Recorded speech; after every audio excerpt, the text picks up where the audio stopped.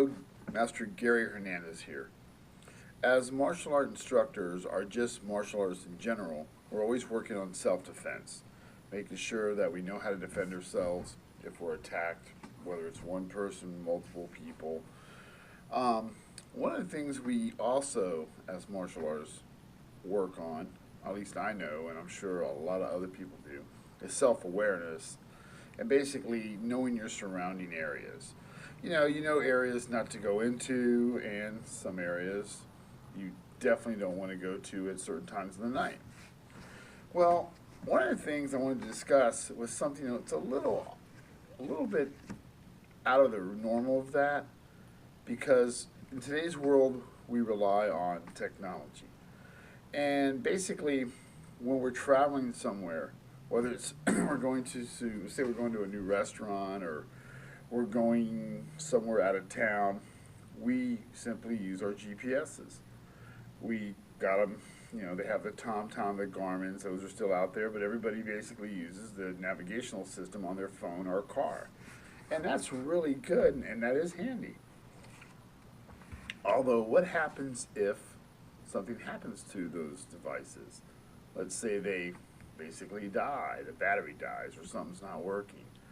I've even had my GPS basically tell me to make a right turn and there's nothing but a cornfield there or something like that. So sometimes they're not 100% accurate.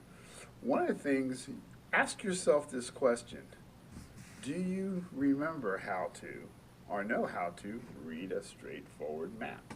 Now this is a map of Vermont. This is just what I had handy. Now, how many of us can read a map? For quite a bit of us. For some of us, it's been a long time. I I have students, I've asked them if they ever read a map, and they've said no. I've worked with people that are in their 20s. I said, you guys ever read a map? And they're like, no, I got a GPS. So basically, if something happened to our GPSs, our phone, our navigational system, our vehicle, could you still read a regular, ordinary map? Could you travel from point A to point B using a map? How many people have done that recently? Probably a lot of you, but still. Knowing how to read a map, knowing how to read the signs. It's pretty much straightforward if you really know what you're doing, but there's a lot of people that don't know how to read a map. With that said is, basically, do you even have a map of your local city in your car? I did a video discussion about, is your car prepared for an emergency? Not so much are you prepared, but is your car prepared? And that means basically, did you put the proper things in your car that's going to basically help you survive if you break down, whether it be harsh conditions, regular conditions, or 20, 30, 40 miles away from another town? Well, one of the things I always said that people should have is a map. And didn't talk a lot about it, I just said, a map. So if you have a map and something happens to your navigational system, you're doing pretty good. Now, obviously, you have to have a map of the state or city in which you are traveling. Now, one of the things about maps, and I dropped my map. Sorry about that. One of the things about maps is that you can get them updated really easy. Every rental car place gives away maps. You go to a tourist town, anywhere you go that's a big touristy area, guess what? They have maps. So you can get an updated map pretty easily. And if you're going somewhere, I suggest, if you're traveling, when you fly into somewhere and you get off your plane, you're in the rent-a-car, they usually say, would you like a map? And most people, including myself, have said, no, I got my GPS. Well, I kind of thought that through, and maybe I should always take the map anyway. I'll tell you who's really good at reading maps, and she lives by me. That's Master Karuna. She, map queen, man. She can take a map and dissect it. she hates when I use the GPS when we go to these events. But a map's not a bad thing to have, and it's not a bad thing to kind of refresh yourself with, you know. Because when you go to a city, like when I travel somewhere, not just because, and you don't really have to do this because you're going to carry your gun or, you know, when I'm going to another state, I basically, what are the gun laws? What are the knife laws? You know, I want to make sure that I'm not going to do something wrong. Well, it's kind of the same thing you should do. Check, okay, I'm going to this city, whether it be for, now if you're vacationing, you kind of already did that. But let's say your company sends you somewhere.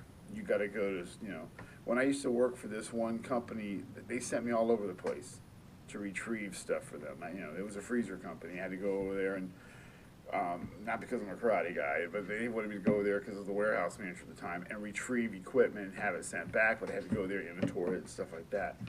Well, it was never in glamorous, nice cities. It was always in some city that wasn't very touristy, basically. But I would sit there and, you know, first thing I would do is I would check, okay, am I going into a bad area of town? So, and then I would, you know, back then there wasn't, you know, the phones didn't really have all the GPSs, so I definitely took a map, because that's how I had to travel. So, learning to use a map is a good, it's almost like a self-defense skill, because you want to be able to get somewhere to your proper destination safely and be able to get out. You know, so you want to be able to map. You don't want to end up taking the wrong turns, wrong streets that end up in a bad area of town. You don't want to end up basically breaking down somewhere in a bad area of town. And not to mention, if you break down on a highway and you haven't had a chance, you know, maps can tell you kind of where you are also. Just by your last destination to where your current destination, you can kind of almost pinpoint where you're going to be at, you know, by the mile markers. And so the map will also be good for you to have if you have to tell somebody kind of your location. So try to think about when's the last time you actually used a map. Matter of fact, if you ever have an opportunity and you just kind of want to challenge yourself, try to and you're somewhere one time, try not to use your GPS. Try to use a standard old-fashioned map. I know a lot of you are like, oh, hell no, it's too hard, I'm just going to use my GPS, because that won't get me lost. And you're right, 99.9% of the time they don't. But it's not a bad skill to hone up on. That way you can read a map. I think today, in today's world, a lot of people don't know how to read a map, don't know how to follow a map. When I travel, I on my, you know, I have, besides my time, I have basically, I have a compass. You know, I have all kinds. I have the kind you open up, you set your sights. I'm learned to navigate with a compass. You know, and because I've gotten into a lot more also survival and stuff like that. Not that I'm not a, you know, doomsday prepper or nothing like that, but I got into more survival, and because I like to fish, I like to hike, and you know, I like to kayak and canoe and stuff. So I want to be a little more, you know, I'm getting older. I want to be more prepared. So I learned how to, you know, properly read and navigate with a compass.